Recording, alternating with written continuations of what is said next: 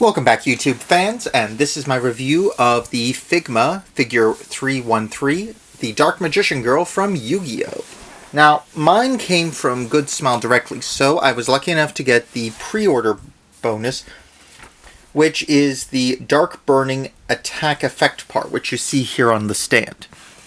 Now, the Dark Burning effect is just the pink ball and the lightning bits that are coming off it. The stand is part of the main figure. It's used for the Magic Formula book you see here. At least that's the American translation of it in the show. I'm not sure if there's an actual card for it. Probably. But the attack effect is nice. It's the ball. It has 3 points to attach these little lightning effects that are on it that can move. There are 3 of them, but the rest of them are part of the ball. It's a nice little extra, and it's quite useful for this figure, because then you can have a little attack in if they actually made any other monsters from the series. Unfortunately, this is the only monster character. The others are Kaiba and Yugi. So, there's that.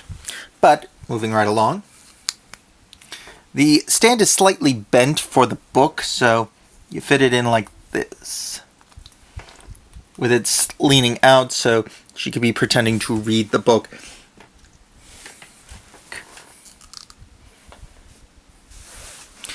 But yeah, so you've got the book effect, which is really nice. Now, she has 2 leg part sets. One is your standard bendable leg like this. The other is an already bent one, so she's doing like a hopping pose. Oops. As you can see, I've got it set up here with 1 in each. It's pretty nice extra effect. I kind of like that one.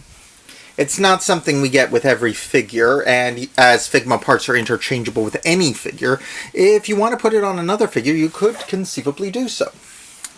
Now, it comes with a bunch of different hands, the usual variety, as you can see here. 2 fingers in the V salute, some grasping, pointing, and various other ones. It comes with the wand. It's removable, of course. And it has 3 faces. One of her winking with her mouth open, one with her eyes to the side, and one straight on. Pretty standard for the Figma line. The figure itself is pretty good.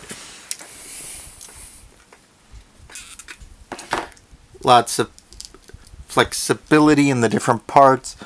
The foot moves back and forth and to the side. The shoe also moves, as you can see. Now, I'll warn you, these pink bits at the back, they move as part of this, but they do not move on their own, so you have to be a little careful with those little wings. And they're all the softer plastic, but not that soft. Now, the hat does come off, so you can see her without the hat, but there is a divot in the back of her head for the hat to clip in, so I wouldn't use it from the front. Otherwise, it's a solid figure. I think it's really good. Kind of wish they'd made the Dark Magician, because he was my favorite card back when I used to play Yu-Gi-Oh! I've thought about getting back in, but it's just so expensive these days. I just don't know if I have that kind of cash, and, with my figure collecting and all.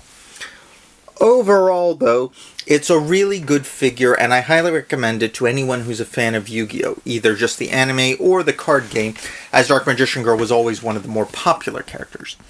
And last but not least, the box, 20th anniversary logo on the side. Box is your standard one. Dark Magician Girl on the sides, different poses. Same with the top and bottom, same picture there. Backside, as you can see, shows all the dynamics. And also her hovering next to the Yugi figure, as well as the different expressions and such. Personally, I don't really like the Yugi figure's design much, which is why I don't have him. Because I don't like the thing with his coat flying in the breeze like that. It's a lot of area it takes up. And with my limited shelf space, it's not something I'm really a big fan of. But the figure looks okay on its own. I wish they had included just the jacket you could put on him, on his own. But, can't do much about that. Anyway, but that's my review. leave a like, comment, subscribe, or share. That helps me out a ton. And I'll see you guys all later. Ciao.